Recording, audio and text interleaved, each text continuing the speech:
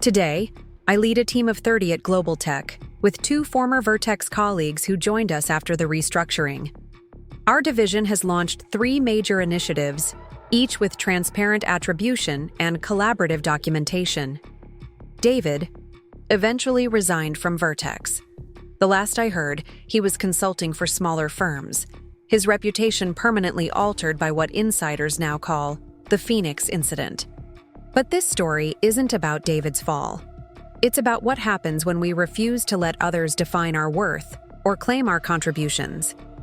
Yesterday, I received an email from a young strategist in our Austin office. "Your talk changed how I document my work and present my ideas." I stood up in the executive meeting today and made sure my team's contributions were recognized. That email sits on my desk now, a reminder that the most powerful strategies aren't just the ones that transform companies. They're the ones that transform how we value ourselves and each other. The systems only work when we accept them without question. Before we jump back in, tell us where you're tuning in from. And if this story touches you, make sure you're subscribed, because tomorrow, I've saved something extra special for you. The moment we decide our work deserves recognition, not out of ego, but out of honesty, is the moment those systems begin to change. This isn't the end of my story. It's not even the middle. It's just the first chapter of what happens when we decide to write our own narratives, with our names clearly displayed on the cover. Let me share a moment that still gives me goosebumps. 1 month after starting at GlobalTech, Eleanor invited me to join a board presentation. I thought I was there to observe. Instead, she turned to me 10 minutes in and said, "Sarah, this is your strategy. You should present it." Without notes, without preparation, I stood up and walked through the entire implementation plan. Every question they asked, I answered with confidence. Not because I'd memorized anything, but because I'd built it from the ground up. I knew every angle, every contingency, every number. When I finished, the silence in the room felt different. From the silence in David's office the day I was fired. This wasn't the quiet of dismissal. It was the stillness of respect. "That," said the board chairman, "is what ownership looks like." I think about that moment often. Not for validation, but as a reminder of what had been taken from me before. The opportunity to stand behind my work, to defend it, to be recognized for creating it. Ryan asked me once if I regretted sending that email to Eleanor. "Weren't you scared?" he wanted to know. I told him the truth. Yes, I was terrified. But I was more afraid of what would happen if I didn't send it, if I let someone else determine my value again, if I taught him that silence was the appropriate response to injustice. "Sometimes," I told him, "the scariest email you'll ever send is the one that saves you." He nodded in that thoughtful way teenagers have when they're actually listening. A few weeks later, I overheard him on the phone with a friend talking about a group project where another student was taking credit for his work. "My mom says you have to document everything," he was saying, "and then you have to speak up, even if your voice shakes." That's when I knew this story mattered beyond my career. It had become a lesson in our home about standing up for yourself, about the power of truth, about refusing to be erased. The women who've reached out to me since the article, hundreds of them now, share a common thread in their stories. It's not just about credit stolen or opportunities denied. It's about the subtle ways they were told to be grateful for crumbs, to accept invisibility as the cost of participation. One woman wrote, "I left tech because I couldn't bear another meeting where my idea was ignored until a man repeated it. Reading your story made me wonder if I gave up too soon." I wrote back to her immediately, "It's never too late to reclaim your space." She's now back in the industry, leading an engineering team at a startup that values transparent attribution. Another lesson I've learned: allies are everywhere, often silent until given permission to speak. At Vertex, so many people saw what was happening, not just to me, but to others before me. They stayed quiet out of fear, out of self-preservation, out of the belief that nothing would change. But when one person stands up, it creates space for others to follow. The most surprising ally was Vertex's founder, Marcus Greenberg, who had stepped back from day-to-day operations years ago. After the article published, he requested a meeting. "I built this company to create technology that makes a difference," he told me, his voice heavy with disappointment. "Somewhere along the way, we lost sight of who creates that difference. People like you, Sarah." He asked thoughtful questions, listening more than speaking. 2 months later, Vertex announced a complete leadership overhaul and new policies on intellectual attribution. Marcus personally called to tell me before the news went public. "You forced us to be better," he said simply. "Thank you for that." I tell these stories not to inflate my own importance, but to illustrate a crucial truth. One voice can create echoes that change the entire conversation. At GlobalTech, we've implemented what we call transparent strategy development. Every project document includes a detailed attribution section listing contributors and their specific inputs. Ideas are traced to their sources. Presentations. Acknowledge the team behind them. It sounds simple, but it's revolutionary in an industry built on the myth of the lone genius. Usually male, usually privileged, usually taking credit for collective brilliance. The most meaningful change, though, isn't in policies or procedures. It's in the conversations happening in meeting rooms and coffee breaks, in the comfort women now feel in claiming their contributions, in the expectation that credit will be given where it's due. My calendar alert just reminded me I have a mentoring session in 15 minutes with 3 junior team members, all women, all brilliant, all determined to navigate their careers with dignity intact. The most common question they ask isn't about technical skills or networking strategies. It's simpler. How do I make sure this doesn't happen to me? My answer is always the same. Document everything. Build allies before you need them. And remember that your work has value, regardless of who tries to claim it.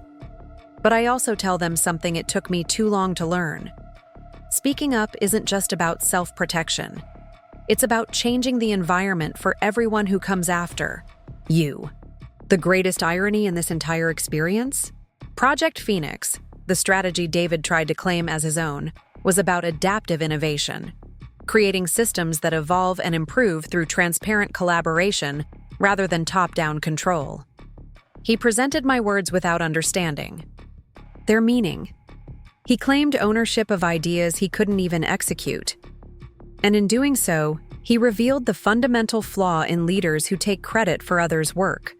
They don't actually understand what they're stealing. That's why they panic when confronted. That's why they can't answer detailed questions. That's why they need the very people they dismissed. I still have the termination papers David gave me that day.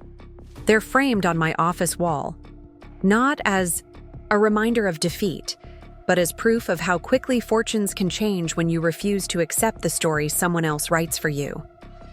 Next week, I'm speaking at the National Conference on Women in Leadership. The title of my talk? From Footnote to Frontline, Reclaiming Your Professional Narrative. If you're listening to this and your work has been claimed by someone else, if your contributions have been minimized or erased, if you've sat in silence while watching someone else take credit for your ideas, know this: that silence is not a permanent condition. Your voice matters. Preparing and narrating this story took us a lot of time, so if you are enjoying it, subscribe to our channel. It means a lot to us. Now back to the story. Your work matters. And the moment you decide to reclaim, have you ever poured your heart and soul into something only to watch someone else take all the credit? That moment when your work, your brilliant ideas, your sleepless nights, your sacrifices gets claimed by someone who barely understood what you created? Well, that's exactly what happened to me.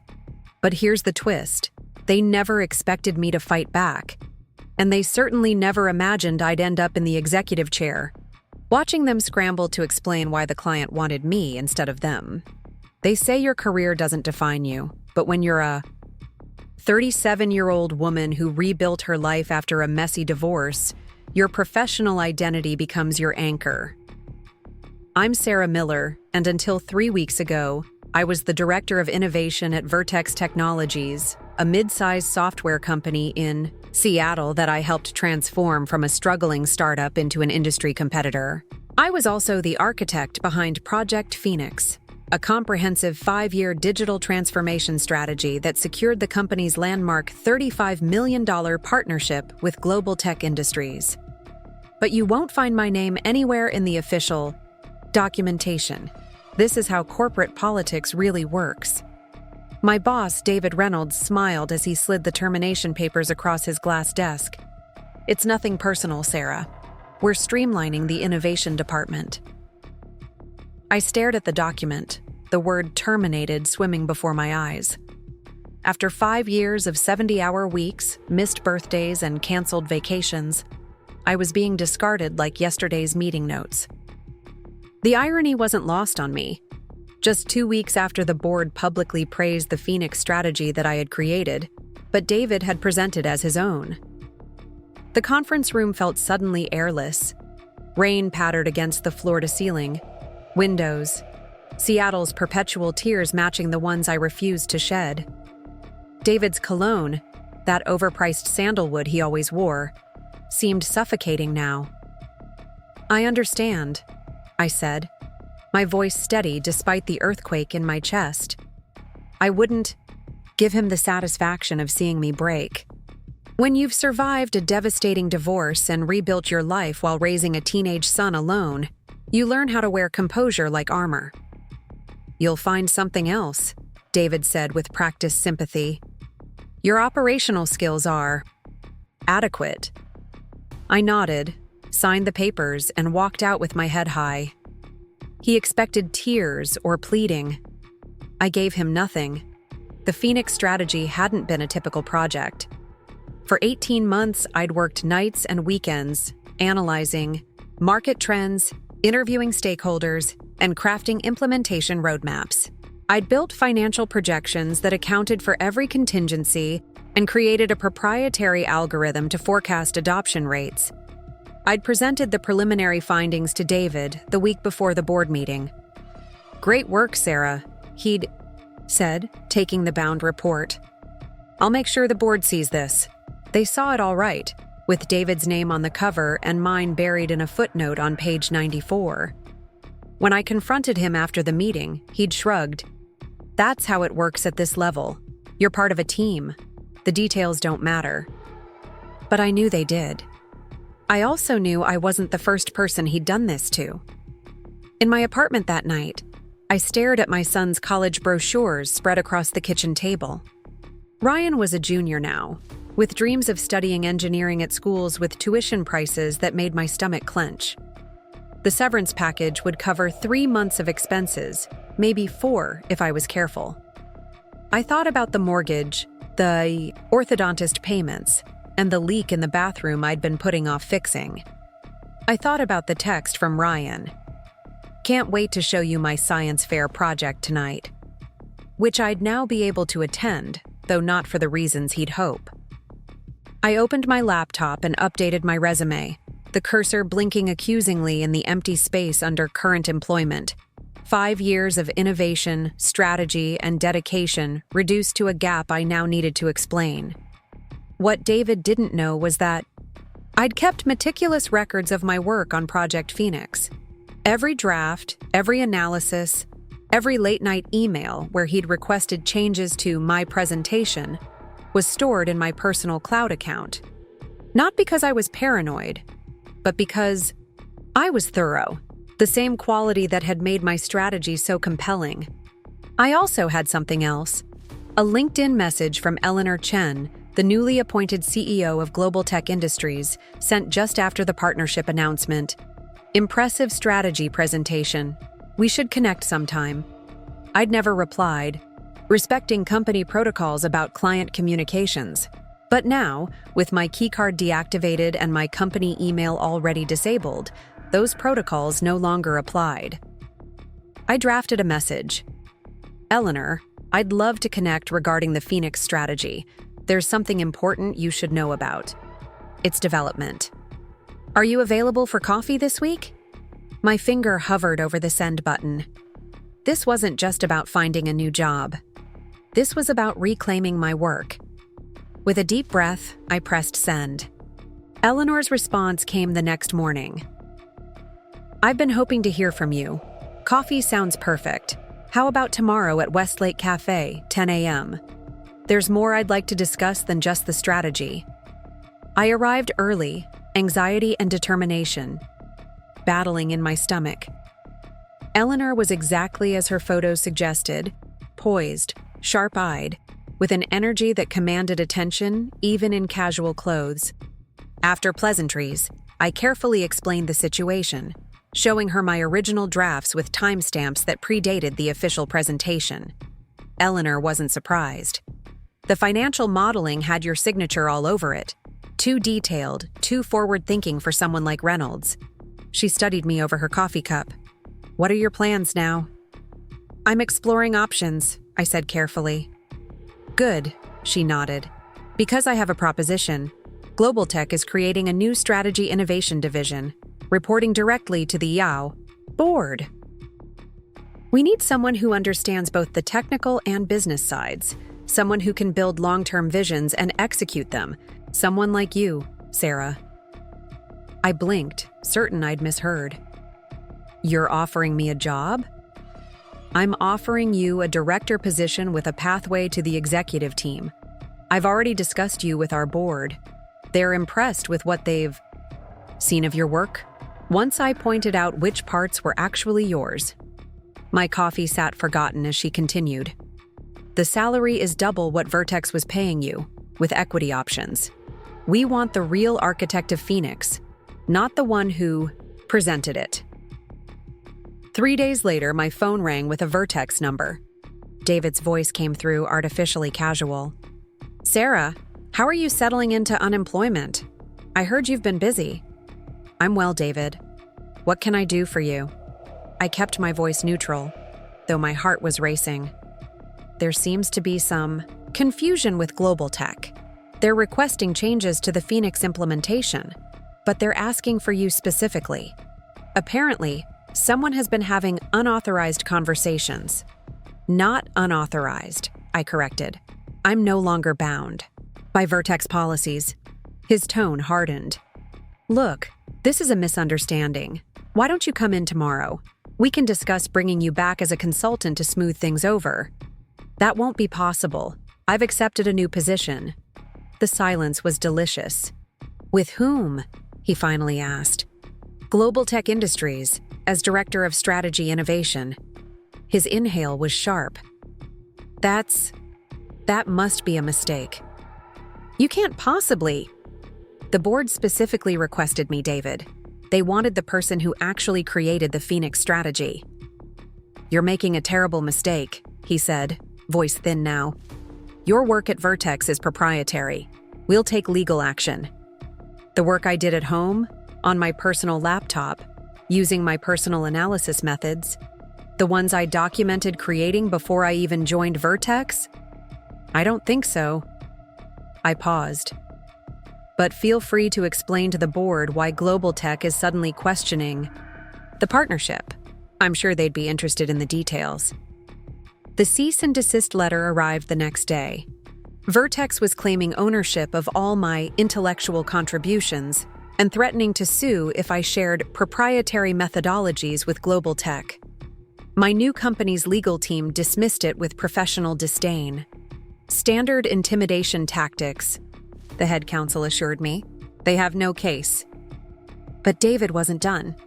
Former colleagues texted to warn me that he was spreading rumors about my emotional instability and data manipulation. He claimed I'd been fired for performance issues, not restructuring. He's panicking, my friend Melissa from marketing wrote.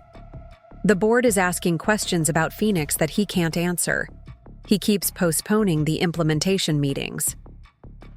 I wasn't surprised, but it still stung. I'd given Vertex 5 years of innovation, only to be painted as unstable and incompetent the moment I was no longer useful. What David hadn't anticipated was how many allies I'd made at Vertex. Not through office politics, but through mentorship, collaboration, and simply treating people with respect. Jamie from Data Analytics reached out first. I have the original. Algorithm testing documents with your comments and David's request to remove your name. Thought you might want these for your records. Then came Tony from engineering. Reynolds is telling everyone you manipulated the adoption projections, but I have our original meetings recorded where you specifically warned against his over-optimistic numbers. Even Patricia from HR sent a message. Your performance reviews were altered after your termination. I've secured the originals. This isn't right, Sarah. One by one, people I'd worked with for years stepped forward, not just with support, but with evidence. They'd seen this pattern before, but had never had a rallying point. Now they did. I hadn't intended to become a corporate whistleblower, but when a technology blog ran a profile on GlobalTech's new strategy division, they reached out for an interview. With my new employer's blessing, I spoke honestly about my experience. Innovation isn't about who presents the idea, I told the reporter. It's about who does the work, who understands the implications, who can turn strategy into reality. The article went viral within the industry. From footnote to frontline, how Sarah Miller's uncredited strategy became a corporate battleground. Suddenly, my inbox was flooded with messages from other professionals, mostly women, but not exclusively, sharing similar stories. Credit stolen, ideas appropriated, contributions erased until they were needed. I resigned rather than fight, one woman wrote. I didn't think I had options. Thank you for showing there's another way. 2 weeks after the article published, Vertex's stock dropped 12%. Investors were questioning the company's ability to deliver on the Phoenix partnership without the strategy's true architect. In an emergency board meeting, David was placed on administrative leave pending an investigation into leadership and attribution practices. 3 other executives were also under review. GlobalTech, meanwhile, publicly reaffirmed their partnership with Vertex, with one significant change.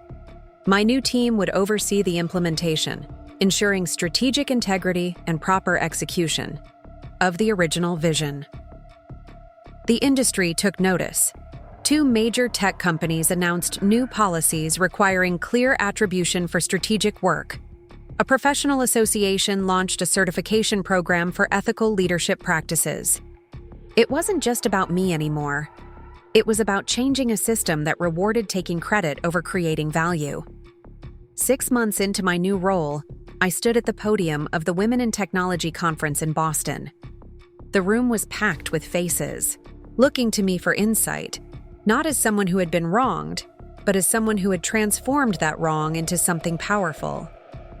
For years, I defined success as having my work recognized, I told them. Now I define it as making work that can't be ignored, with integrity that can't be questioned. I wasn't just a strategist anymore. I was a leader, a mentor, and an advocate.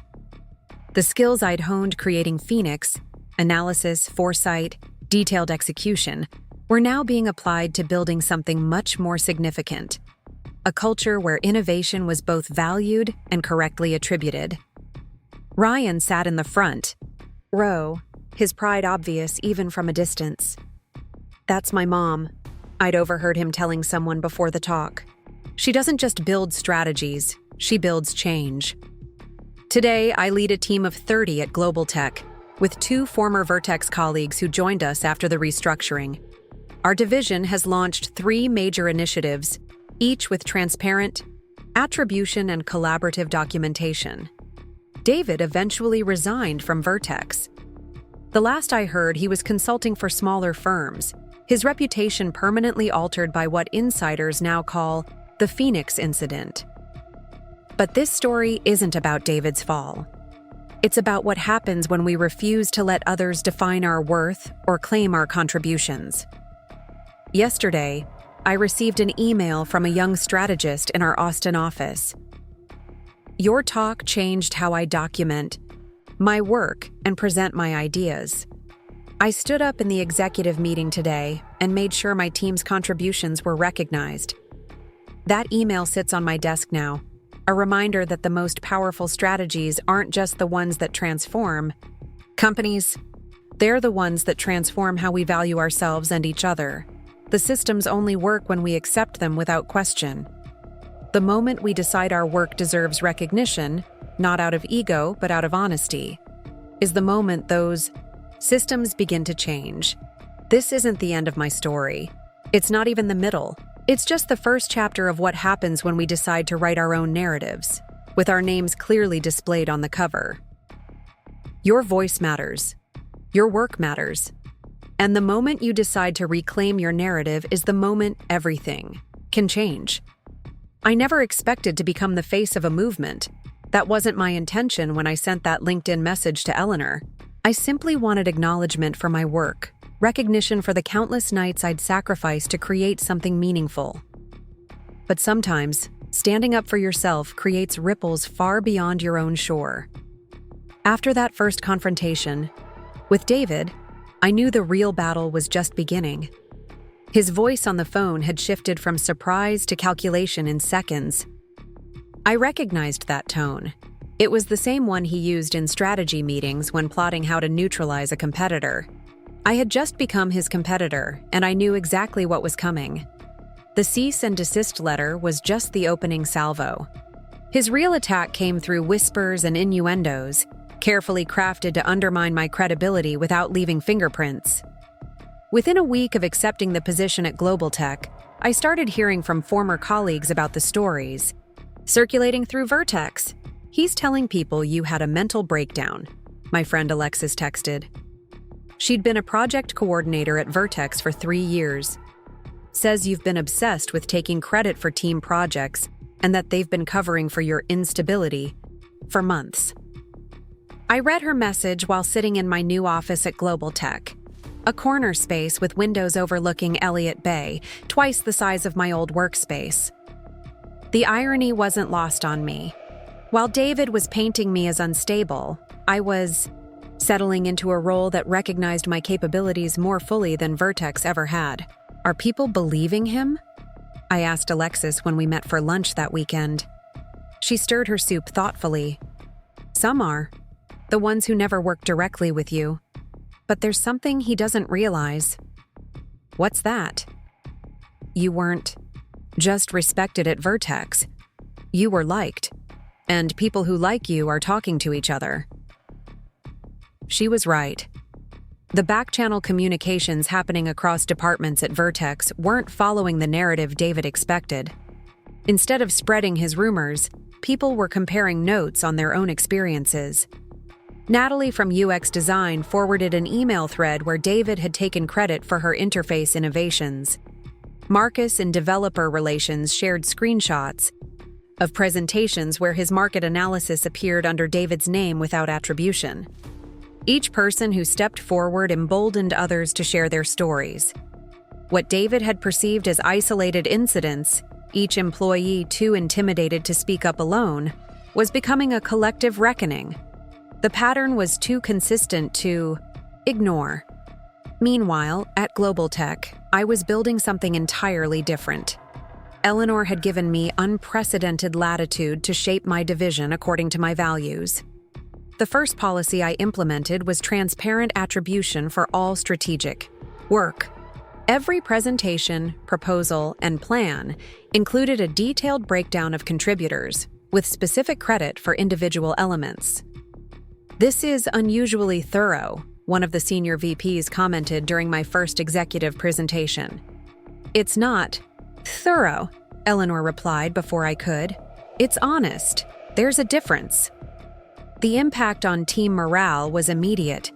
Junior analysts who had been hesitant to share ideas now spoke up confidently, knowing their contributions would be recognized. Collaboration increased as people stopped hoarding insights for fear of theft. The quality of our work improved dramatically when everyone felt secure in their ownership. 3 weeks into my new role, I received a call from an unfamiliar number during my lunch break. "Sarah Miller?" The voice was formal. Unfamiliar. Yes, this is Sarah. This is Lawrence Deakins, head of the board's audit committee at Vertex Technologies. My stomach tightened. I understand you were recently terminated from our company and have taken a position with GlobalTech Industries. That's correct, I said carefully. Ms. Miller, the board has received some concerning information regarding the Phoenix strategy and its implementation. Given your role in developing the framework, we'd appreciate your perspective on certain discrepancies that have emerged. I chose my next words with deliberate precision. Mr. Deakins, I'd be happy to discuss my work at Vertex, but I should note that my departure was not amicable, and there may be conflicting narratives about my contributions.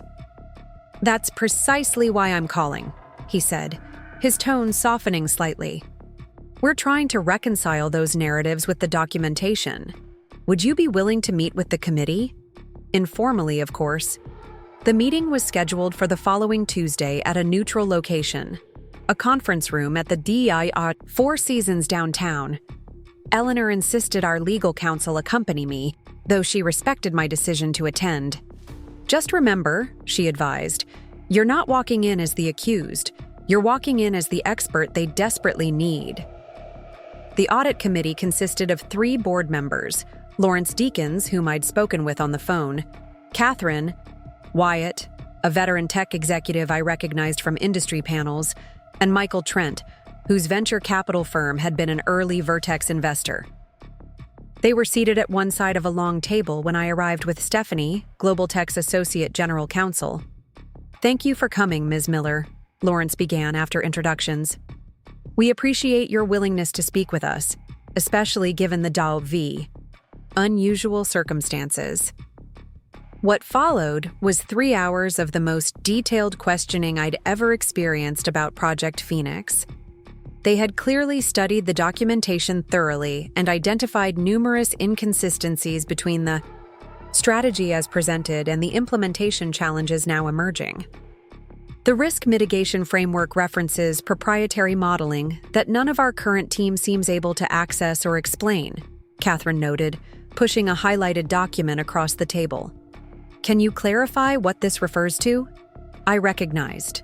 My own words immediately. A section on predictive analytics I'd developed using an approach I'd refined over several projects. That refers to the adaptive modeling system I developed for scenario testing, I explained, outlining the methodology. And where would the current team find this model? Michael asked. It would be in the strategy development server, under Projects, Phoenix, Analytics, Scenario, Models, I replied. The access permissions were restricted to senior strategy team members. Lawrence exchanged glances with the others. We've been told those files don't exist. They existed when I left, I said firmly. I built them over a 4-month period and referenced them in weekly progress reports. David had full access. Stephanie slid a flash drive across the table. Ms. Miller anticipated this discussion and has prepared copies of her development files, including the original models with creation timestamps and revision history. The room fell silent as Catherine examined the drive. These would help us immensely, she finally said. But I must ask, why would these critical components be missing from our systems now? I met her gaze directly. I believe that question is exactly why you called this meeting. By the time we concluded, the tone had shifted dramatically. What began as an inquiry into discrepancies had evolved into something more significant. A recognition that Vertex's flagship initiative was built on foundations they couldn't access without me.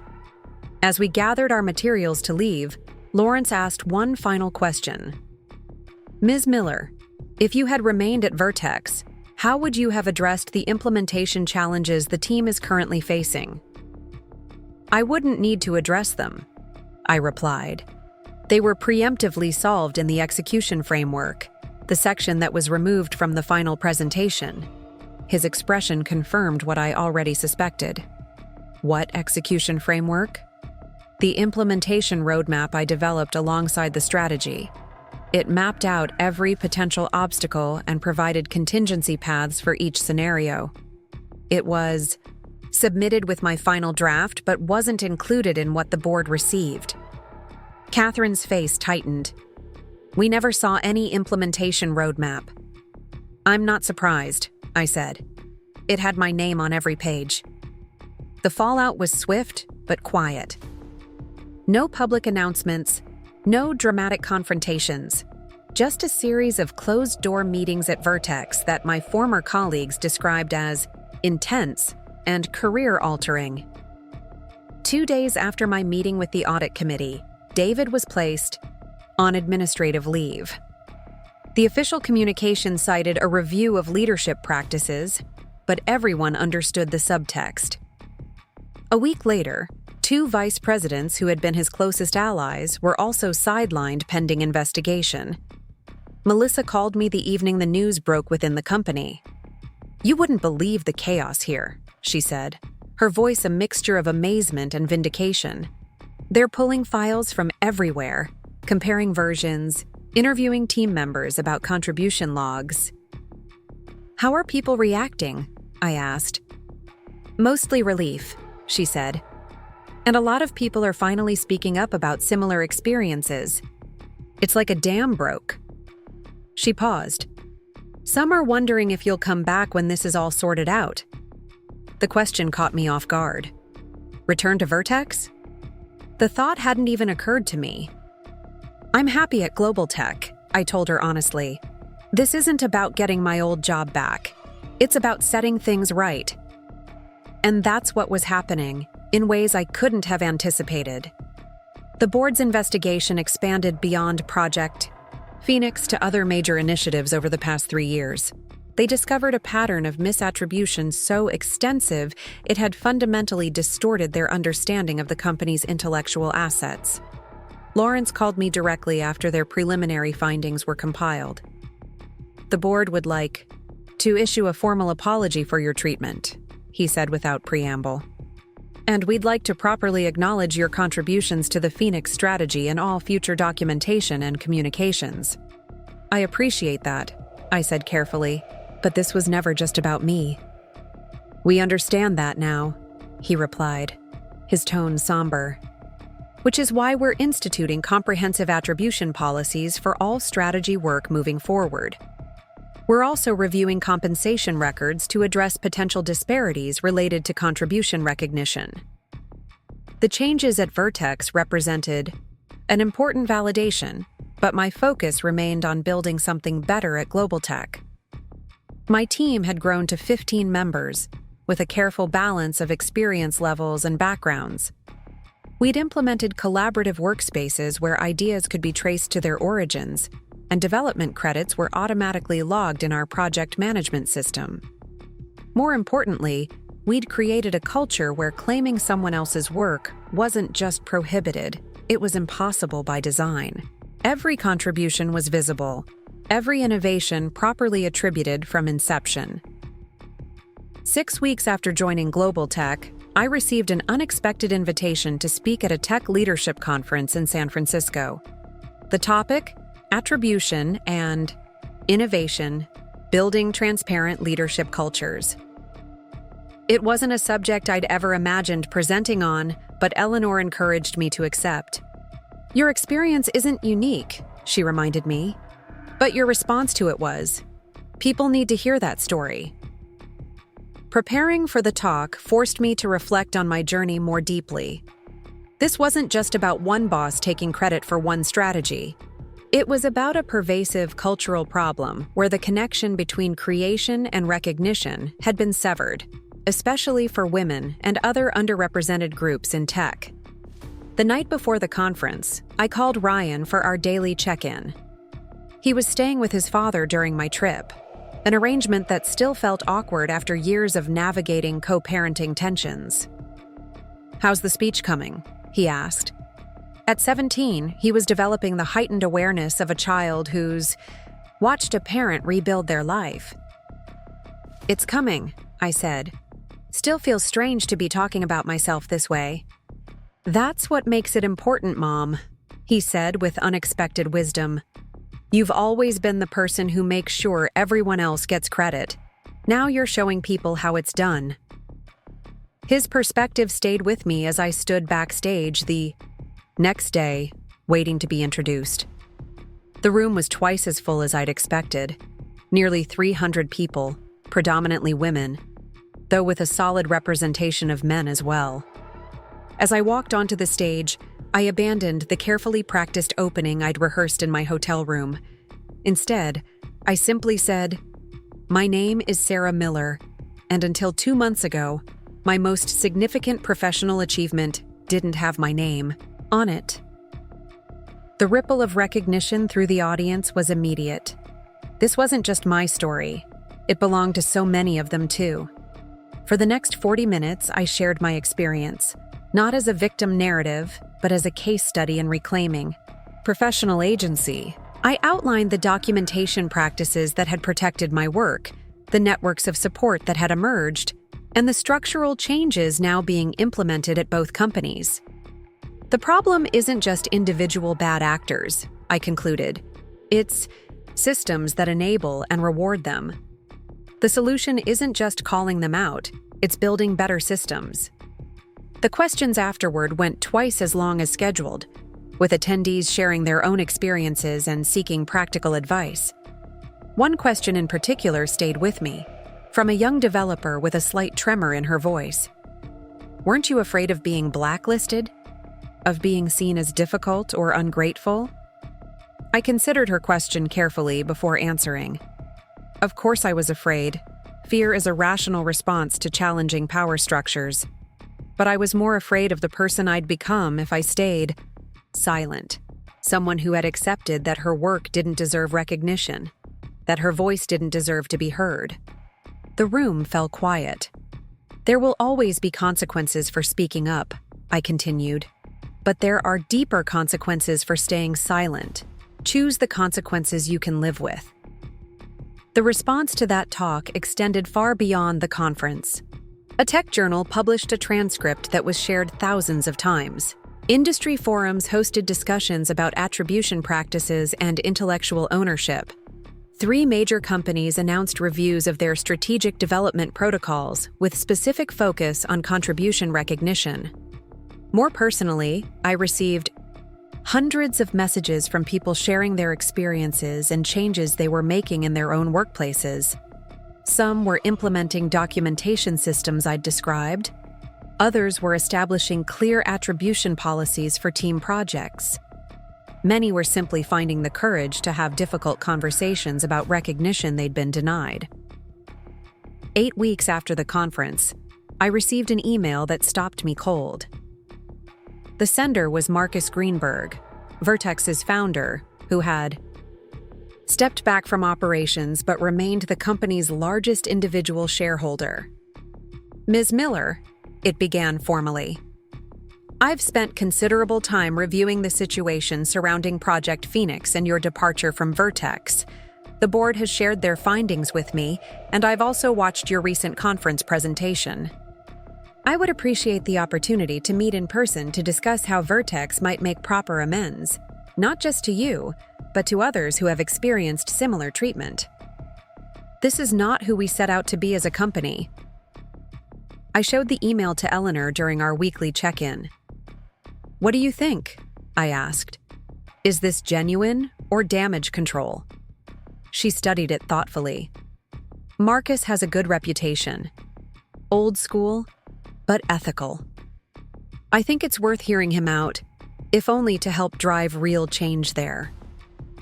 We met at a quiet restaurant near Pike Place Market, away from the tech corridors where we might be recognized. Marcus was in his 60s, silver-haired, and measured in his speech, not at all the stereotype of a tech founder. "I owe you an apology," he said after we'd ordered. "Not just as Vertex's founder, but as someone who should have been paying closer attention to the culture we were building." His candor was disarming. There was no defensiveness, no minimizing of what had happened. He simply acknowledged the wow, failures directly, and asked thoughtful questions about my experience. "The board has taken significant action already," he said as our conversation continued. "David and 2 vice presidents have been removed permanently, We've instituted attribution protocols and revised our intellectual property policies, but I believe we need to do more. What did you have in mind? I asked. I'd like your input on structural changes that would prevent this from happening again. And I'd like to establish a formal acknowledgement of your work on Project Phoenix, including appropriate financial recognition for its value. By the end of the meal, we'd outlined a framework for meaningful change at Vertex, one that went beyond policy adjustments to address deeper cultural issues. Marcus also proposed a settlement that included retroactive bonuses for the Phoenix strategy and equity that should have been part of my compensation package. This isn't about buying your silence, he clarified. All of this comes with no confidentiality requirements. In fact, I'd appreciate your speaking publicly about these changes if you're comfortable doing so. I left our meeting with mixed emotions. The validation and financial recognition were significant, but they couldn't erase the experience itself. What mattered more was knowing that Vertex was implementing real changes that would protect others from similar treatment. 2 days later, the technology blog that had published my conference transcript reached out for a follow-up interview. They'd heard rumors about leadership changes at Vertex and wanted my perspective. With Eleanor's blessing and no restrictions from the Vertex settlement, I spoke candidly about the company's response and the broader implications for the industry. What happened to me wasn't unique, I emphasized. What's unique is how both companies have responded, not by burying the issue, but by addressing the underlying problems. The article, titled From Crisis to Correction: How One Executive's Stand Changed Two Companies, framed the situation as a potential turning point for attribution practices in tech leadership. It highlighted the specific policies both GlobalTech and Vertex had implemented and suggested them as potential industry standards. The morning it published, I arrived at the office to find an email from Catherine Wyatt, the board member who had questioned me about the missing implementation framework. "Thought you might appreciate an update," she wrote. "We've completed our audit of strategic initiatives over the past 3 years and have identified consistent patterns of misattribution, particularly for work done by women and junior team members. We're implementing comprehensive remediation, including appropriate recognition and compensation adjustments. None of this would have happened without your willingness to speak up. Thank you for giving us the opportunity to become better." That afternoon, I held a division meeting to share our quarterly results, the first complete quarter since I'd joined GlobalTech. The numbers exceeded even our optimistic projections. The Phoenix implementation was proceeding smoothly under our guidance, and we'd secured 2 additional major clients drawn by our transparent development approach. "These results reflect the work of every person in this room," I told the team, displaying our contribution dashboard that tracked individual inputs across all projects. "This is what happens when people know their work will be recognized. They give you their very best." After the meeting, one of our junior strategists, Zoe, lingered behind. She'd joined the team just 3 weeks earlier, coming from a competitor with a reputation for cutthroat internal politics. "I've never worked anywhere like this," she said quietly. "In my last job, I stopped sharing my best ideas because they'd just be taken. Here, I'm not afraid to contribute." Her words crystallized something I'd been feeling but hadn't fully articulated. The cost of credit theft goes far beyond individual careers. It creates environments where innovation itself is stifled because people withhold their best thinking to protect themselves. That evening, I called Ryan to tell him about our quarterly results. As I described the team's achievements, I realized I was speaking with genuine pride, not just about the numbers, but about the culture we were building. "You sound different, Mom," he observed. Happier. "I am," I realized. "This feels like what I was meant to do." "You mean the strategy stuff?" "That too, but mostly creating a place where people know their contributions matter." The conversation lingered with me as I worked late that night, finalizing our strategy for the next quarter. My phone buzzed with a news alert. Vertex Technologies announces major leadership reorganization and new attribution policies. The press release detailed the changes we'd discussed with Marcus: official recognition of past contributors, compensation, adjustments, and structural changes to ensure proper attribution moving forward. My name was mentioned specifically as the principal architect of Project Phoenix. Reading it, I felt an unexpected sense of closure. This wasn't about vindication anymore. It was about transformation, both personal and institutional. What had begun as a fight for recognition had evolved into something more meaningful. A movement for fundamental change in how intellectual contribution is valued and protected. The next morning, Eleanor stopped by my office. "Quite a press release from your former employer," she commented, leaning against the doorframe. "How does it feel?" "Good," I said, "but not as good as what we're building here." She nodded thoughtfully. "The board is impressed with your division's performance. They've approved your proposal for the Innovation Lab, including the expanded team and attribution tracking system. The Innovation Lab had been my most ambitious proposal yet, a cross-functional team dedicated to developing next-generation strategies with built-in collaborative attribution from the ground up. It would serve as both an incubator for new ideas and a model for transparent development practices." "Thank you," I said, genuinely moved by the vote of confidence. "This is going to change how strategy development works." "That's the idea," she smiled. "By the way, the Industry Association called. They want you to keynote their leadership summit in Chicago next month. Topic of your choice." I laughed. From fired to keynote speaker in 4 months. Not bad. "From footnote to headliner," she corrected. Much better story. As she left, I turned to the window overlooking the water. The Seattle skyline stretched before me, each building representing countless ideas, innovations, and contributions, many properly recognized, many others buried under someone else's name. That was changing now, not just for me, but for others, who would no longer accept erasure as the cost of participation. The ripples from one refusal to be sidelined were spreading, creating new possibilities for recognition, for fairness, for the simple acknowledgement that our work matters and deserves to be connected to our names. David had once told me I lacked executive presence, that indefinable quality that commands attention and respect. What he'd really meant was that I didn't perform leadership the way he did, with confident declarations of brilliance regardless of who had done the actual work.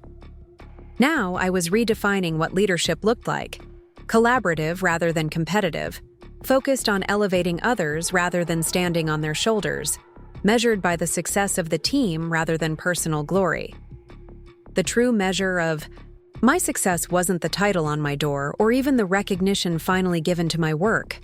It was the culture we were building, one where the next generation of innovators wouldn't have to fight for the simple dignity of having their contributions acknowledged. As I turned back to my desk, a notification popped up on my screen. A message from Ryan. "Just got my acceptance letter from the engineering program. First one in the family heading to college. Couldn't have done it without you showing me what persistence looks like." Some victories are professional. Others remind you why those professional battles matter in the first place. This was both. I opened my presentation for the upcoming Leadership Summit and typed a new title slide. "Building What Can't Be Taken: How Attribution Integrity Creates Stronger Organizations." The woman who'd been erased from her own strategy was now writing a new playbook, one that would ensure others wouldn't have to fight the same battles. That wasn't just a career evolution, it was a revolution. The morning of the Leadership Summit in Chicago dawned cold and bright, sunlight glinting off Lake Michigan as I gazed out from my hotel room window. In 3 hours, I would stand before 800 industry leaders to deliver the keynote address. The irony wasn't lost on me. 6 months ago, I couldn't even get proper acknowledgement in a footnote. Now, an entire conference was waiting to hear my thoughts on attribution and innovation. My phone buzzed with a text from Eleanor. "Ready to change some minds today? I smiled, typing back, ready to reinforce some backbones at least. Because that's what this had become about. Not just my story, but strengthening others to write their own. The past month had brought a flood of messages from professionals across the country sharing similar experiences. Brilliant work claimed by supervisors, ideas appropriated in meetings, contributions systematically erased from official records. What surprised me most wasn't the prevalence of the problem, but how many people had simply accepted it as inevitable. That's just how it works, they'd been told, as if invisible contribution was the price of admission to their industries. The same words David had used when removing my name from the Phoenix strategy. A knock at the door interrupted my thoughts. Room service with the coffee I'd ordered, and a small package. "This was left for you at the front desk, Ms. Miller," the attendant explained. After they left, I examined the package. A small box wrapped in simple brown paper with my name handwritten on the label. No sender identified. Inside was a vintage fountain pen in a velvet case with a note card that read simply, "For signing your name to great things. MG. Marcus Greenberg." The gesture was unexpected, but perfectly timed. In the weeks since our meeting, Vertex had followed through on every commitment he'd made. The company had issued a public acknowledgement of my role in developing Project Phoenix, instituted comprehensive attribution policies, and adjusted compensation for numerous employees whose contributions had been similarly obscured. More surprisingly, they'd created an Office of Innovation Integrity, reporting directly to the board, a structural solution to ensure no future leader could systematically claim others' work. The first director was Patricia, my former HR contact who had secured copies of my altered performance reviews. I slipped the pen into my blazer pocket, a tangible reminder of how quickly things could change when people of principle took decisive action. The conference center hummed with activity when I arrived. Tech conferences had always felt slightly alien to me, spaces where I was professionally present but personally invisible. Today felt different. People nodded in recognition as I passed. Several stopped me to express support or share their own experiences. "Your story changed how I document my team's contributions," one engineering director told me. "We've implemented attribution tracking for all projects now." "I stood up to my boss last week when he presented my market analysis as his own," a young woman confided. "I was terrified, but I kept thinking about what you said about choosing which consequences you can live with." Each conversation reinforced what had become increasingly clear. This wasn't just about proper credit. It was about dismantling a system that enabled certain voices to be amplified while others were systematically muted. The summit organizer met me backstage 15 minutes before my scheduled time. "We're at capacity," she said, unable to hide her excitement. "Had to open an overflow room. People are streaming the keynote who aren't even attending the rest of the conference." I nodded, suddenly feeling the weight of expectation. Quite a change from being erased from my own strategy. "That's why they're here," she said simply. "Ready?" The lights felt warmer than I'd expected as I walked onto the stage, momentarily disorienting me. The audience stretched before me, predominantly women, though with a healthy representation of men, particularly younger ones. I took a deep breath, centering myself. "Innovation doesn't happen in a vacuum," I began, abandoning my prepared opening for words that felt more authentic in the moment. "It happens in the spaces between people, in conversations, collaborations, and the collective intelligence that emerges when diverse minds work together." I paused, surveying the room. Yet our systems for recognizing innovation often pretend it springs fully formed from a single source, usually the one with the most organizational power. We've created attribution models that erase most contributors from the record, leaving only the names of those who present the final product. For the next 40 minutes, I shared not just my experience, but the broader patterns it represented.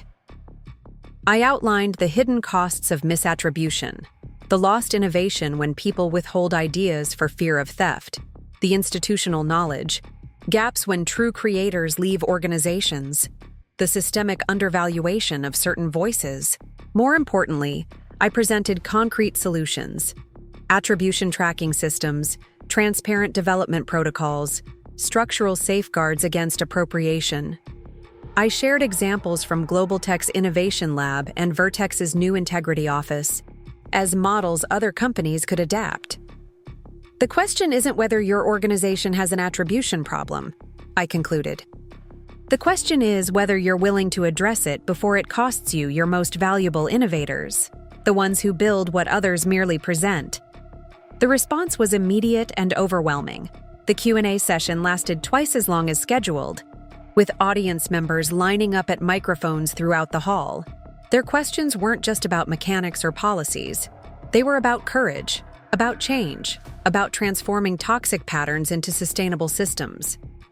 What do you say to someone who's been told to be a team player when their work is claimed by a superior? One woman asked, her voice slightly shaky. I considered carefully before answering. I'd say being a real team player means ensuring every player gets appropriate recognition. Teams function best when contribution is transparent, not when some members are expected to disappear for others' benefit. As the session concluded, the summit organizer announced an impromptu workshop for the afternoon, a practical session on implementing attribution systems, which I'd agreed to facilitate. We had so many requests, she explained. People want to turn these ideas into action. The day passed in a blur of conversations, connections, and commitments from leaders ready to implement change.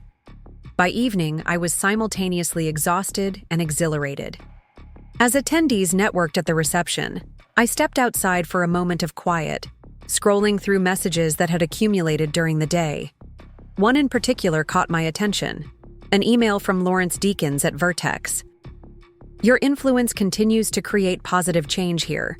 The board has approved a comprehensive review of all major initiatives from the past 5 years, with appropriate recognition and compensation adjustments for overlooked contributors. Would you consider serving as an advisor to this process? Your insight would be invaluable. Before I could respond, another message appeared. This one from a name I didn't immediately recognize. Jordan Hayes, technology editor at The Atlantic. Ms. Miller, your keynote has generated significant conversation across multiple industries. We'd like to feature your perspective in an upcoming issue focused on innovation ethics. Would you be open to an interview? The contrast with my situation just months earlier was stark. From fighting for basic acknowledgement to being sought out for national commentary, the trajectory was still difficult to process. Quite a day, huh? Came a voice from behind me. I turned to find Catherine Wyatt, the Vertex board member who had questioned me about the missing implementation frameworks. She'd been one of the panelists at an earlier session. Unexpected, to say the least, I admitted. She smiled, leaning against the railing beside me. Not from where I'm standing. You identified a problem that affects thousands of professionals and offered practical solutions. That's going to resonate. I just wanted my name on my own work, I said. That's how change starts, she replied. Personal grievance becomes systemic awareness, becomes structural transformation. She paused. The question is, what's next? It was a question I'd been asking myself with increasing frequency. The speaking engagements, advisory requests, and media attention were validating, but they weren't an end in themselves. They were platforms, opportunities to drive deeper change. I'm thinking about writing a framework, I said, the idea crystallizing as I spoke it aloud. A comprehensive attribution protocol that companies could implement regardless of industry. Something that makes transparency the default rather than the exception. Catherine nodded thoughtfully. You should do it. And when you do, I know several companies that would adopt it immediately. Back at my hotel that night, I opened my laptop and began outlining what would eventually become the transparent attribution framework. a system that would be implemented by over 200 companies within the next year. The next morning, Ryan called as I was packing to return to Seattle. "Mom, you're trending on Twitter," he said by way of greeting, the mix of amusement and pride evident in his voice. "That can't be right," I laughed. "I didn't even mention social media in my talk." "Well, someone recorded parts of it, and now thousands of people are sharing clips with the hashtag #NameOnMyWork. There's a whole conversation happening about attribution in different industries." I opened Twitter to find he was right. Clips from my keynote were circulating widely, with professionals from fields ranging from academia to advertising to scientific research sharing their own experiences with misattribution. One tweet in particular had gained significant traction. "The moment we accept that our work deserves recognition isn't arrogance, it's self-respect. Name on my work." A direct quote from my keynote that had resonated far beyond the conference room. By the time I landed in Seattle that afternoon, my inbox contained interview requests from 3 major publications and inquiries from companies in a dozen different industries asking about attribution systems. Eleanor met me at the airport, her expression a mixture of amusement and satisfaction. "Congratulations," she said as we walked to her car. "You've officially started a movement." "That wasn't exactly the plan," I admitted. "The best movements rarely are," she replied. "They start with one person refusing to accept an unjust status quo. Others recognize their own experience in that refusal and add their voices." She glanced at me. "The board wants to discuss expanding your role. They think there's potential to develop attribution consulting as a service line." The suggestion caught me off guard. "You mean advising other companies on implementing transparency systems?" "Exactly. There's clearly demand, and you've become the face of the issue." She smiled. "From having your name erased to having it become a brand. Quite a turnaround." Over the next few weeks, the momentum continued building. The Atlantic interview led to features in Harvard Business Review and Fast Company. The hashtag evolved into an online community where professionals shared strategies for documenting their work and addressing misattribution. More significantly, companies began taking concrete action. 3 major tech firms announced attribution policy reviews. A pharmaceutical company implemented a tracking system for research contributions. A university revised its guidelines for academic credit on published papers. GlobalTech formally launched the Attribution Consulting Division with me as executive director, supported by a team that included specialists in intellectual property, organizational psychology, and information systems. Our first clients included 2 Fortune 500 companies and a federal research agency. Through it all, I maintained contact with Marcus Greenberg, providing occasional guidance as Vertex continued its transformation. The company had become something of a case study in institutional accountability, acknowledging past failures while implementing meaningful reforms. 6 months after the Chicago keynote, Marcus invited me to speak at Vertex's leadership conference, an irony not lost on either of us. From terminated to keynote speaker at the same company within a year, he noted when extending the invitation. Sometimes justice does prevail. The prospect of returning to Vertex stirred complicated emotions. The building itself held memories of both professional pride and profound betrayal. But the company was fundamentally different now, with new leadership and structures specifically designed to prevent what had happened to me from recurring. After consulting with Eleanor, who encouraged me to close the circle, I accepted. The event would provide a platform to address the very organization where the problem had originated, a powerful statement about accountability and change.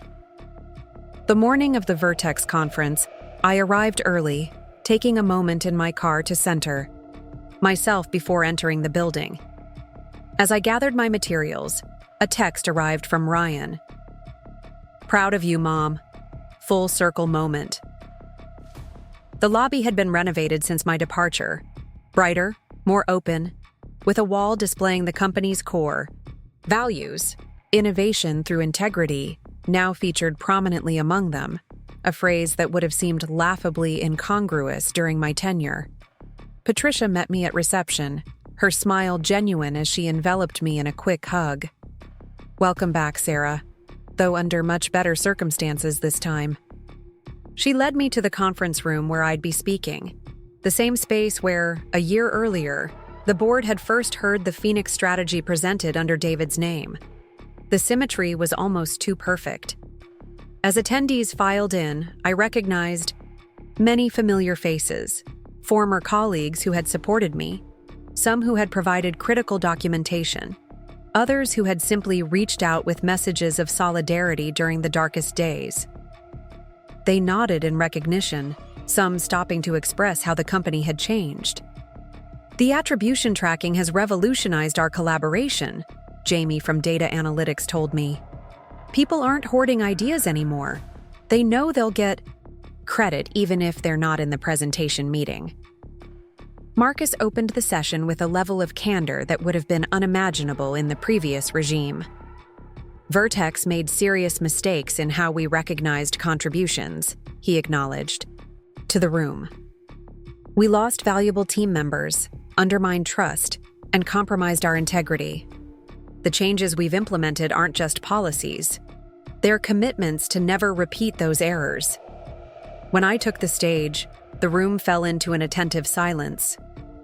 "A year ago, I sat in this room watching someone else present work I had created," I began. "Today, I stand here under my own name, speaking my own words.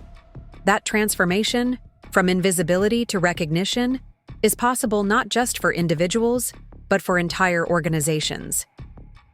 I outlined how Vertex's reforms could serve as a model for other companies, highlighting the Office of Innovation Integrity as a structural solution to systemic problems. Throughout the presentation, I emphasized that attribution wasn't just about fairness. It was about creating environments where innovation could flourish without fear of appropriation. The most expensive words in business are, "That's just how it works," I concluded, because what that really means is we've stopped questioning practices that harm our people and ultimately our results. The moment you challenge those words is the moment real change becomes possible. The standing ovation that followed wasn't just affirming, it was healing. This wasn't about vindicating my personal experience. It was about transforming a painful episode into a catalyst for institutional change that would benefit countless others. After the conference, Marcus hosted a small reception for key personnel involved in the attribution reforms. As conversations flowed around us, he drew me aside for a private word. "I owe you an additional apology," he said, his expression solemn. "When I stepped back from daily operations, I created the vacuum that allowed someone like David to thrive. I mistook his confidence for competence, his assertiveness for vision. You're correcting it now," I offered. "That's what matters." He nodded thoughtfully. "There's something else I'd like to discuss. The board is creating a new position, Chief Innovation Ethics Officer. The role would oversee attribution systems, ethical development practices, and inclusive recognition protocols. We'd like you to consider it." The offer caught me completely off guard. Return to Vertex? The company that had discarded me was now inviting me to help lead its transformation. "I'm honored by the consideration," I said carefully. "But I've built something meaningful at GlobalTech." "I understand," he replied. "The offer remains open if your circumstances change. In the meantime, we'd value your continued guidance as we refine our systems." That evening, I called Eleanor to share the unexpected development. Her reaction surprised me. "You should consider it," she said after a thoughtful pause. "Return to Vertex? After everything that happened?" "Sometimes the most powerful statement is returning on your own terms," she noted. "Besides, the company you'd be joining isn't the same one that let you go. You helped transform it from the outside. Imagine what you could do from within." I'm loyal to GlobalTech, I insisted. To you. This isn't about loyalty, she countered. It's about impact. You've built something remarkable here that will continue with or without your daily involvement. The question is where your voice and experience can create the most significant change moving forward. She paused. Think of it this way. Your work has created a movement larger than any single company. Perhaps your role now is to ensure that movement continues spreading, rather than becoming limited to one organization's approach. Her perspective shifted something in my thinking. I'd been viewing the situation through the lens of institutional loyalty rather than movement building. What if the next phase wasn't about choosing between companies, but about expanding influence across organizational boundaries? The following week, I proposed an alternative to both Eleanor and Marcus, a dual role that would allow me to guide attribution initiatives across both companies while developing industry-wide standards through a newly formed Ethics and Innovation Consortium. You'd essentially be creating a new professional specialty, Eleanor observed when reviewing the proposal. Attribution architecture as a recognized discipline. Exactly, I confirmed. Because this isn't just about my experience or even these two companies. It's about fundamentally changing how contribution is recognized across industries. Both organizations approved the arrangement, recognizing the potential for broader impact. Within 3 months, the consortium had grown to include representatives from 27 companies across tech, pharmaceuticals, finance, and academia, all committed to implementing transparent attribution systems. The work expanded in ways I couldn't have anticipated. Universities began incorporating attribution ethics into business and technology curricula. Professional associations developed certification programs for attribution specialists. Legal firms established practice areas focused on contribution rights. A year after my termination from Vertex, I stood on another stage, this time addressing the World Economic Forum on ethical innovation practices. As I surveyed the audience of global leaders, I reflected on the journey that had brought me here. What began as a personal fight for recognition had evolved into a movement for systemic change. The structures that had enabled my erasure were being dismantled and rebuilt with transparency at their foundation. The cultural assumptions that had normalized misattribution were being challenged and replaced. Most importantly, the next generation of innovators was entering a professional landscape where their contributions would be visible, valued, and properly attributed. They wouldn't need to fight the battles I had fought because the systems themselves were being transformed. After my presentation, a young engineer approached me, clutching a copy of the attribution framework I'd developed. "Your work changed everything for me," she said earnestly. "Last year, my supervisor presented my algorithm as his own at a major conference. I didn't have the tools or support to challenge him then." She straightened her shoulders slightly. "Last month, when it happened again with a different project, I had your framework implemented in our documentation system. Every step was tracked, every contribution recorded. When he tried to remove my name, the system flagged it automatically." "What happened?" I asked. A smile spread across her face. The presentation included my name and 3 others whose work had been similarly obscured. It was the first time any of us had received public recognition for our innovations. Her story crystallized the meaning of everything that had transpired since that rainy day in David's office. This wasn't about my name on one strategy, or even about appropriate compensation. It was about creating systems where contribution couldn't be erased, where the connection between creation and recognition remained intact by design. That evening, I called Ryan, now in his first year of engineering studies. "How's campus life?" I asked. "Challenging, but good," he replied. "Actually, something interesting happened today. My algorithmic structures professor mentioned you in class." "Me? Why?" "We're studying ethical development frameworks, including attribution systems," he explained. "Your consortium's guidelines are part of the curriculum now. The professor called them the new standard for responsible innovation. I sat with that for a moment, the realization that what had begun as a personal struggle had become educational content, a professional standard, a new way of thinking about innovation ethics. Mom? Ryan's voice brought me back to the conversation.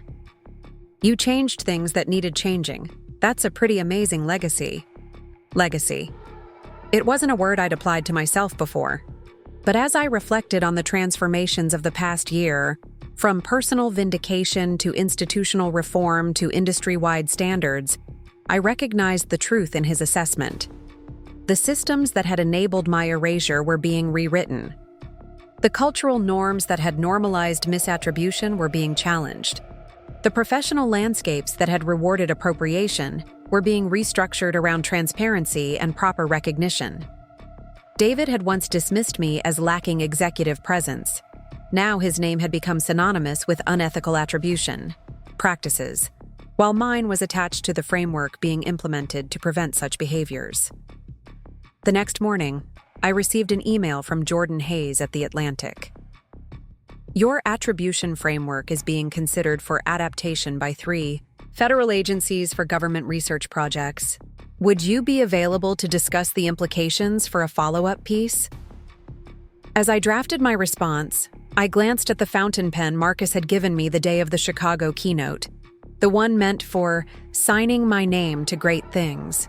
It sat beside my computer, a reminder of how profoundly circumstances can change when we refuse to accept erasure as the cost of participation. The movement that had begun with one email to Eleanor, with one refusal to disappear quietly, had expanded beyond anything I could have imagined. The ripples had become waves, reshaping shorelines far beyond my direct influence. This wasn't the end of the story. It was just the beginning of a new chapter, one where innovation would be recognized, contribution would be valued, and the connection between creation and credit would remain unbroken by design. And it all started because one woman decided her name belonged on her work. Sometimes the most personal stands create the most universal change. Sometimes reclaiming your own narrative helps others rewrite theirs. And sometimes being erased is just the first step toward becoming indelible. 3 years had passed since that pivotal moment in David's office. 3 years of transformation, advocacy, and redefining professional standards across industries.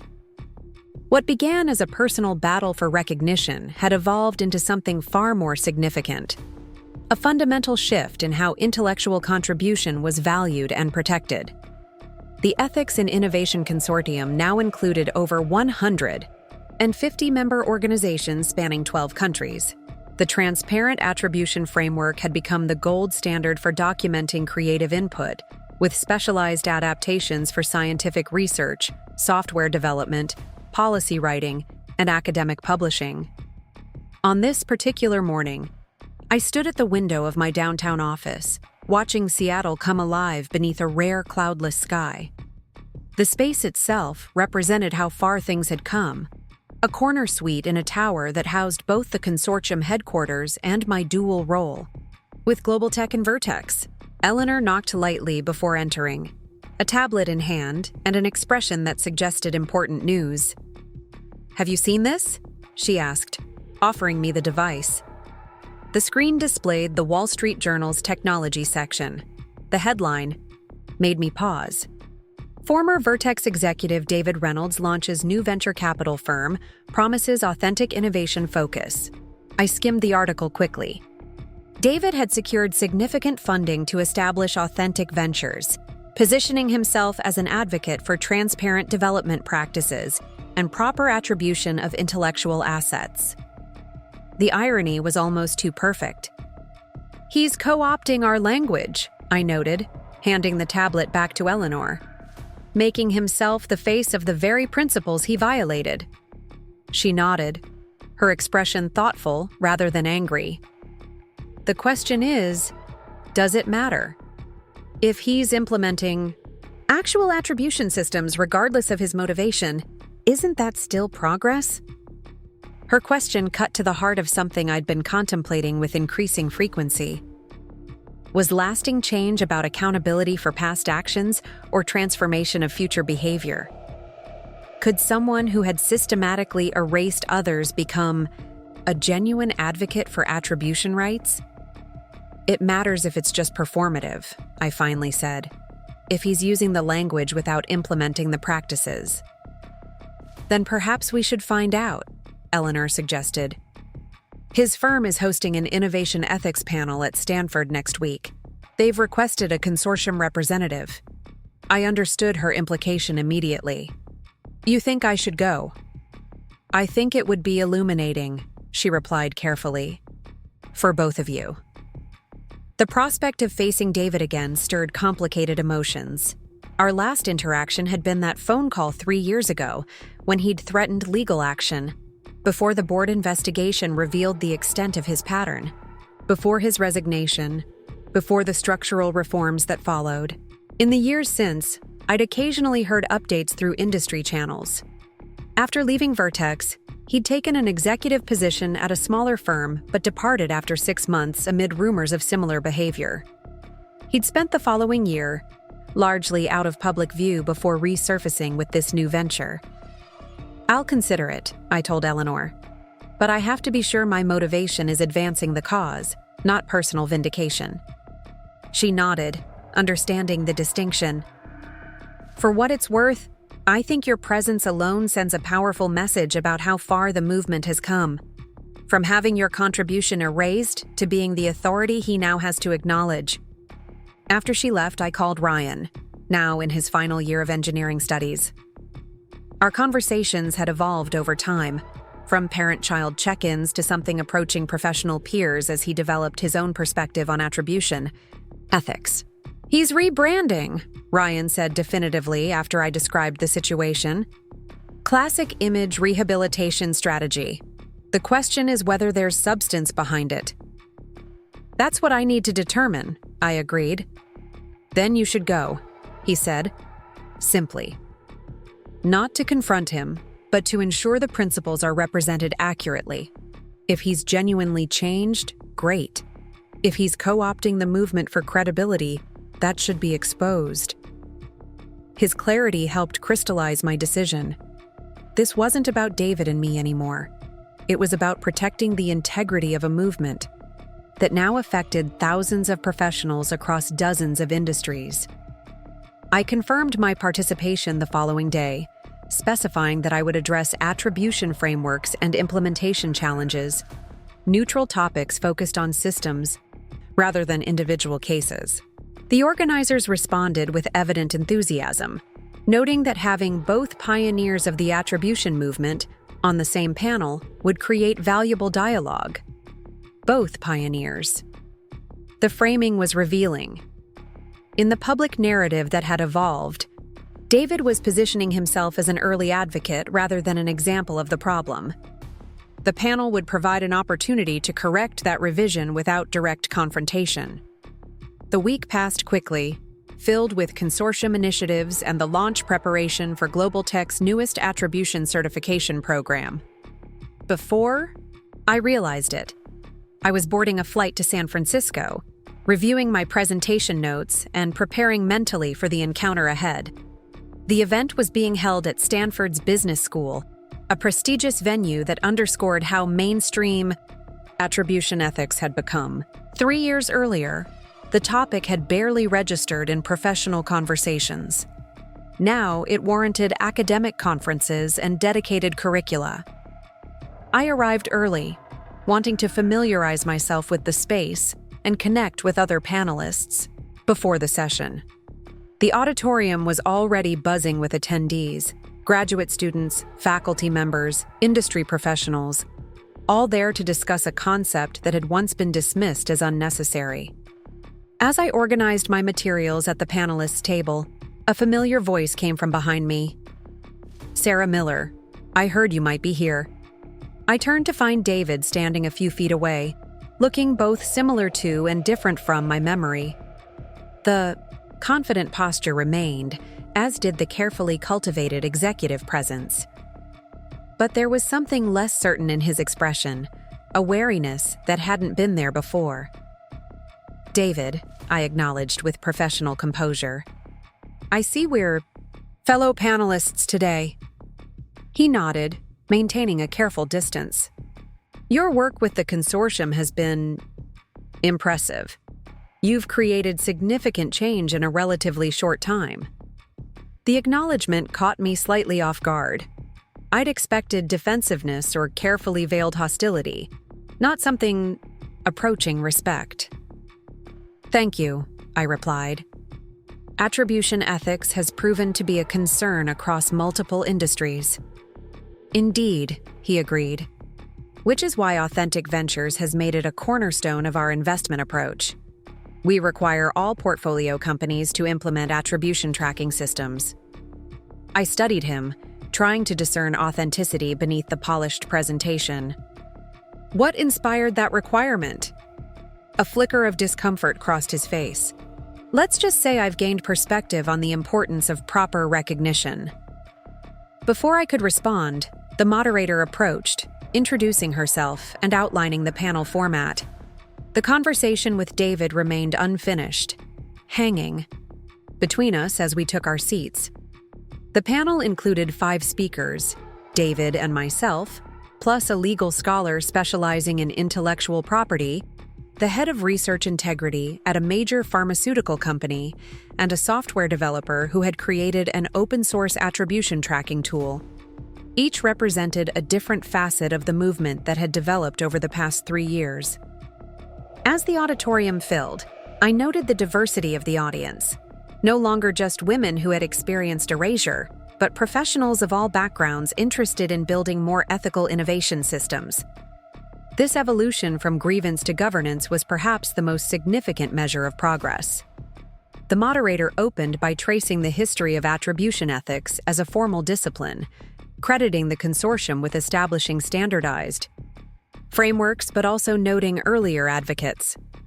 When she mentioned David as an early voice for transparency, I caught a ripple of surprised glances among audience members familiar with the actual history. Each panelist gave a brief opening statement. The legal scholar outlined emerging case law around contribution rights. The pharmaceutical executive described attribution challenges in collaborative research environments. The developer demonstrated technical solutions for tracking creative input. When David's turn came, he spoke confidently about Authentic Ventures' approach to evaluating potential investments. We look beyond traditional metrics to assess a company's innovation culture, he explained. Attribution transparency isn't just an ethical consideration. It's a predictor of sustainable creative output and talent retention. His words were technically correct, aligned with research the consortium had published the previous year. Yet they carried an unsettling dissonance, principles I had championed being articulated by someone who had once systematically violated them. When my turn came, I focused on implementation challenges and success metrics, providing concrete examples of how attribution systems had transformed organizational cultures.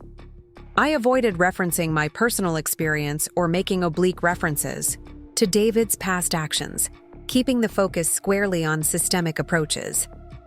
The most effective attribution frameworks, I concluded, are those that make recognition automatic rather than exceptional. When proper credit becomes the default rather than something individuals must fight for, we see measurable increases in innovation quality, collaboration willingness, and talent retention. The discussion that followed explored tensions between individual and collective attribution, technical versus cultural solutions, and emerging challenges in AI-assisted innovation. Throughout, I maintained professional focus, addressing principles rather than personalities. It was during the audience Q&A that the careful separation between past and present collapsed. This question is for Mr. Reynolds, said a woman in Saint-Aignan, the third row.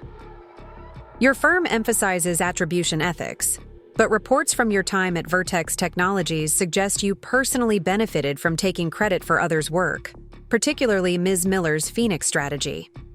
How do you reconcile that history with your current position? A murmur rippled through the audience. The moderator looked uncomfortable. clearly caught between maintaining collegial discourse and addressing a legitimate question. David's expression tightened momentarily before he composed himself. "I appreciate the directness of your question," he began, his tone carefully measured. "The attribution movement has evolved significantly over the past few years, challenging many traditional leadership practices.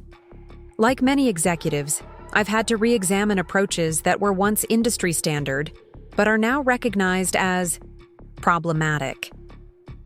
His answer was masterfully evasive, acknowledging change without admitting personal wrongdoing, positioning himself as evolving alongside industry standards rather than being held accountable for violating them. The moderator looked ready to move on, but David unexpectedly continued. "However," he said, his voice losing some of its practiced smoothness, "I would be remiss not to acknowledge that my personal understanding of attribution ethics was profoundly influenced by the consequences of actions at Vertex that affected Ms. Miller and others. Those experiences revealed systemic problems that my current work attempts to address." It wasn't quite an admission of wrongdoing, but it was closer than I'd ever expected to hear. The audience seemed to sense the significance of the moment, a subtle shift in the atmosphere as people leaned forward slightly.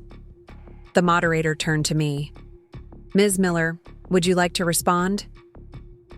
All eyes shifted in my direction. This was the moment when I could publicly confront David, detail his actions, correct his careful reframing of history. The personal vindication would be significant, but potentially at the cost of the larger message about systems rather than individuals. "What matters isn't individual history," I said after a measured pause, "but whether the systems we're building now prevent similar situations in the future. Attribution ethics isn't about assigning blame for past practices, but creating structures where contribution is automatically and accurately recognized moving forward." I could see relief in David's expression. He'd expected a more direct confrontation. But this wasn't about sparing him discomfort. It was about maintaining focus on the movement rather than the personalities involved. "That said," I continued, "authentic commitment to attribution ethics requires acknowledging that the problem was never just industry standard practices. It was specific decisions to remove names from documents, present others' work as one's own, and retaliate against those who raised concerns. If we frame these as impersonal standards rather than deliberate choices, we obscure the real human impact and undermine meaningful change." The balance felt right, maintaining focus on principles while refusing to allow historical revision. For the remainder of the panel, the discussion returned to implementation strategies and future challenges, but with a new undercurrent of accountability that hadn't been present before. As the session concluded, attendees approached the panelists with follow-up questions. I found myself surrounded by students and young professionals eager to discuss practical applications of attribution frameworks in their fields. Their enthusiasm reinforced how thoroughly the concepts had penetrated professional consciousness in just 3 years. I was preparing to leave when David approached again, maintaining a respectful distance but clearly intending to speak privately. "Your response was more generous than I deserved," he said, his usual confidence notably diminished. "It wasn't about generosity," I replied. "It was about keeping focus on the systems rather than individuals." He nodded, accepting the correction. "Nevertheless, I owe you a direct acknowledgement that's overdue. I systematically took credit for your work at Vertex, not because of industry standards, but because I could. When you challenged that, I tried to destroy your professional credibility rather than accept accountability. I apologize for those actions and their impact on your life." The acknowledgement was so unexpected that for a moment I couldn't formulate a response. After 3 years of movement building, policy development, and systemic change, I hadn't anticipated this personal reckoning. "Why now?" I finally asked. "Because authenticity has to start somewhere," he replied. "I can advocate for attribution systems while avoiding personal accountability, but that undermines everything I'm claiming to stand for." He paused. "And because after watching you focus entirely on the principles, rather than using this platform to expose my history, I realized my own approach has been fundamentally less ethical." I studied him, trying to discern sincerity beneath the polished exterior. "What happens to authentic ventures if you publicly acknowledge what you're telling me privately?" "Probably significant reputation damage in the short term," he admitted. "But potentially greater credibility in the long run, if we demonstrate genuine commitment to the principles. Either way, continuing to position myself as an original advocate rather than someone who learned through accountability feels increasingly untenable." His assessment was surprisingly clear-eyed. "The consortium is developing a case study series on attribution failures and reforms," I said after considering his words. "A honest accounting of the Vertex situation from both perspectives could be valuable, especially if it illustrates how systems enabled the problem and how new structures prevent recurrence."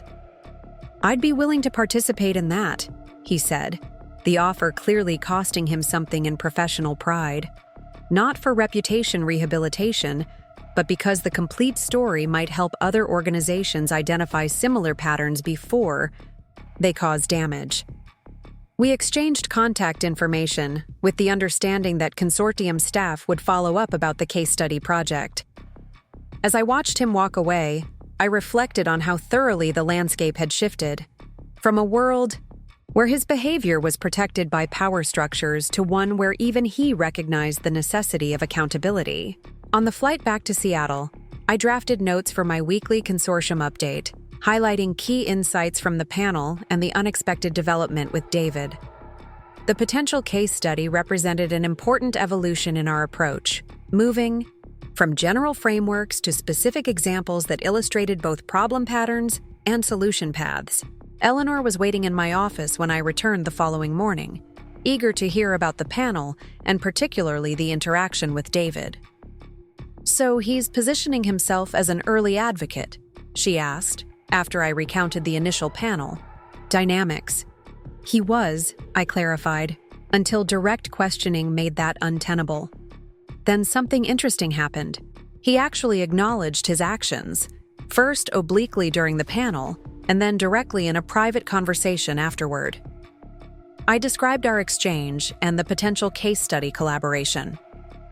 Eleanor listened thoughtfully, her expression suggesting she was weighing multiple considerations. "Do you believe his change is genuine?" she finally asked. "I'm not sure genuine is the right framework," I replied. "What matters isn't his internal state, but whether his current actions advance attribution ethics." The acknowledgement was significant precisely because it wasn't about personal redemption, but systemic accountability. She nodded, understanding the distinction. "The movement has grown beyond individual grievances to institutional standards. That's real success." "Exactly," I agreed. 3 years ago, this was about my name on my work. Now it's about ensuring every contributor's name appears on their work through systems that make erasure impossible. That afternoon, I joined a video conference with university partners developing attribution ethics curricula for business and engineering programs. The educational component had become increasingly important as we recognized that sustainable change required not just reforming existing practices, but shaping how future leaders understood contribution recognition. We're finding students particularly engaged with case studies that illustrate both failure patterns and reform processes, noted the curriculum director from MIT. They want to understand how systems enabled problems and how new structures prevent recurrence. "That's timely feedback," I replied, sharing the potential case study development with David. Having perspectives from both sides of the situation could provide valuable insights for identifying similar patterns proactively. The educational initiatives represented what I considered our most important work, embedding attribution ethics so thoroughly in professional formation that future generations would find the practices we were fighting to change unimaginable.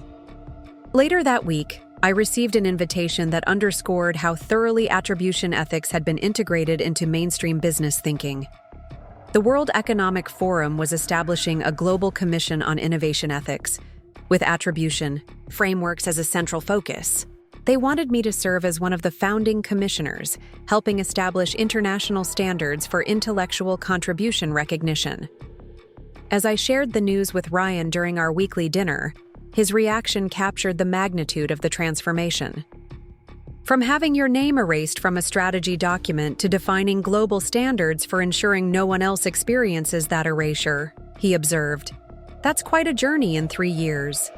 His perspective reminded me of a conversation we'd had shortly after my termination from Vertex, when I was still reeling from the betrayal and uncertainty. I just want my work acknowledged, I told him then. I want my name on what I created. That simple desire for basic recognition of contribution had catalyzed changes far beyond what either of us could have imagined. Not because the desire itself was revolutionary, but because it tapped into an unaddressed need shared by countless professionals across industries and geographies. The consortium's annual conference the following month brought together over 1,000 attribution practitioners, researchers, policy specialists, and organizational leaders. Standing at the podium for the opening address, I surveyed the audience, people who were implementing the frameworks, refining the methodologies, and expanding the applications far beyond what I could have developed alone. 3 years ago, I began. Attribution ethics wasn't recognized as a distinct professional discipline. Today, it informs organizational structures, legal frameworks, investment criteria, and educational curricula. That transformation didn't happen because one person stood up for recognition, but because that stand revealed a pattern affecting thousands of professionals whose contributions had been systematically obscured. I outlined the evolution from individual advocacy to institutional standards, highlighting key milestones: the first company-wide attribution tracking systems, the initial legal precedents establishing contribution rights, the earliest academic programs incorporating these principles. The work ahead is integrating these practices so thoroughly into professional environments that they become unremarkable. Not special initiatives, but standard operating procedures. True success will be when proper attribution is so automatic that its absence, not its presence, becomes noteworthy. The conference exemplified how thoroughly the movement had matured. Sessions covered specialized applications in fields ranging from pharmaceutical research to public policy development. Technical workshops addressed integration challenges in various documentation systems. Legal panels explored emerging case law around contribution rights. During a break between sessions, I found myself in conversation with Patricia, who had transitioned from Vertex's Office of Innovation Integrity to leading attribution implementation for a major research institution. I sometimes wonder what would have happened if you'd simply accepted the situation, she mused. If you'd allowed your name to be removed from the Phoenix strategy and moved on without challenging it. Someone else would have eventually taken a stand, I suggested. The pattern was too widespread, the impact too significant. Perhaps, she acknowledged, but timing matters in movements. Your stand came when technology made documentation possible, when enough people had experienced similar erasure to recognize the pattern, when companies were beginning to understand the costs of lost attribution. Her observation highlighted something important about systemic change. Individual actions matter not just for their immediate impact, but for their timing within broader evolutions. My stand hadn't created the conditions for change, but it had catalyzed momentum at a moment when multiple factors were converging. The final day of the conference featured a panel discussion on the future of attribution ethics, emerging challenges, technological developments, and evolving standards. As I listened to experts from diverse fields discussing implementation strategies, I reflected on how thoroughly ownership of these principles had distributed beyond any individual advocate. This wasn't my movement anymore, if it ever truly had been. It belonged to the HR specialist developing attribution-sensitive performance review systems, to the software engineer creating better tracking tools, to the legal scholar establishing precedents for contribution rights, to the educator embedding these principles in professional formation. The distributed ownership represented the movement's greatest strength and most significant protection against regression. Changes driven by a single advocate remain vulnerable to that individual's departure or co-optation. Changes embedded in institutional structures, professional standards, and educational frameworks develop a sustainability that transcends any particular champion. As the conference concluded, I found myself examining what came next, both for the movement and for my own role within it. The establishment of the World Economic Forum Commission represented an important step toward global standards. The educational initiatives promised generational change in how contribution was understood and protected. My phone buzzed with a message from Eleanor. Board approved the Global Ethics Center proposal. 5-year funding secured. They want you to lead development. Details when you're back. The message referenced a project we'd been developing for months, a global center for ethical innovation practices that would consolidate research, policy development, and implementation support for attribution frameworks and related disciplines. The approval represented institutional commitment to sustaining these principles beyond any individual leadership. That evening, I called Ryan to share the development. "So you're becoming the global attribution czar?" he teased after I explained the center's scope.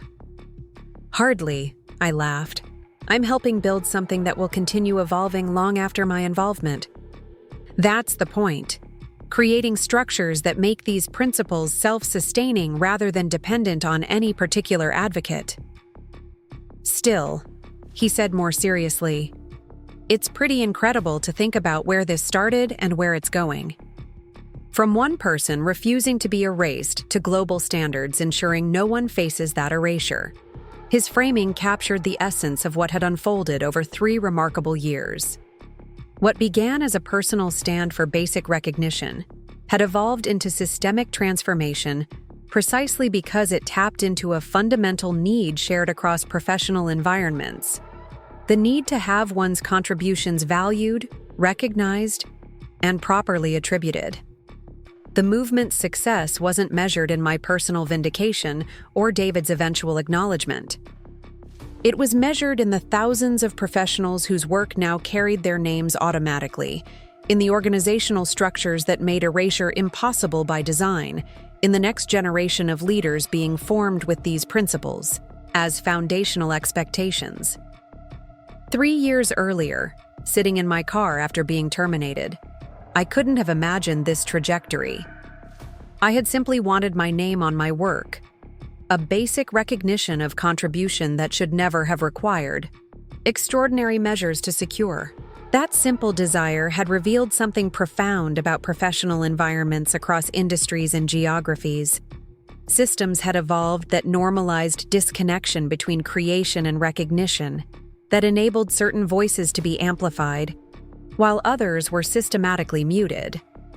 By refusing to accept those systems as immutable, by insisting that contribution deserved recognition regardless of positional power, I had helped catalyze changes that now extended far beyond one strategy, one company, or one industry. The woman who had once been erased from her own creation was now helping write global standards, ensuring no one else would experience that erasure. The journey from footnote to framework wasn't just a personal evolution. It was a testament to how thoroughly systems could transform when enough people refused to accept their fundamental unfairness. As I looked toward the work ahead, establishing the Global Center, supporting the World Economic Forum Commission, expanding educational initiatives, I recognized that the most significant change wasn't in specific policies or programs. It was in the basic expectation that contribution would be recognized, that creation would be connected to credit, that work would carry the names of those who performed it. That expectation, now embedded in organizational structures, professional standards, and educational frameworks, represented the real transformation. Not because it was revolutionary in concept, but because it had required a revolution to establish as standard practice. The systems that had once enabled erasure were being rebuilt with recognition at their foundation. The cultural norms that had normalized misattribution were being replaced with expectations of transparent contribution. The professional landscapes that had rewarded appropriation were being restructured around proper attribution. And it all began because one woman refused to accept that her name didn't belong on her work. Sometimes the most personal stands create the most universal change. Sometimes reclaiming your own narrative helps others rewrite theirs. And sometimes being erased is just the first step toward becoming indelible. Up next, you've got 2 more standout stories right on your screen. If this one hit the mark, you won't want to pass these up. Just click and check them out.